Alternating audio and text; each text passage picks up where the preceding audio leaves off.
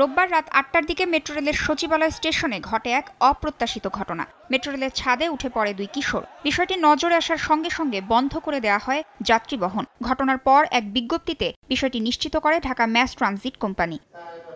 ঘটনার জেরে ট্রেন বন্ধ করে স্টেশনের প্রতিটি ট্র্যাকে সার্চ সহ মেট্রো রেলের নিরাপত্তা ব্যবস্থা জোরদার করার কথা জানিয়েছেন ডিএমটিসিএল এর এমডি। সোমবার সকালে উত্তরার দিয়াবাড়িতে মেট্রো রেলের সাম্প্রতিক অর্জন ও অগ্রগতি বিষয়ক সংবাদ সম্মেলনে এ তথ্য জানান তিনি।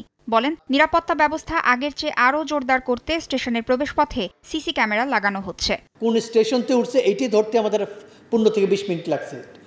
সমস্ত সিসিটিভিগুলি চেক করার পরে বোঝা গেছে যে এটা এই স্টেশনতে উঠছে ছেলেটা, কারণ একটা লোকের শ্যাডো দেখা গেছে, সে অন্যদিকে ডাইন দিকে চলে গেছে।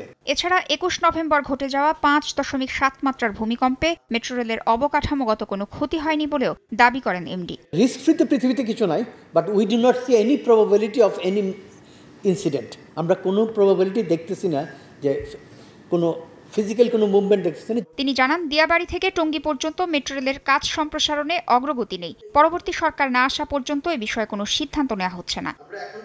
তাসনিয়া নিশাত মিম, সময় সংবাদ, ঢাকা।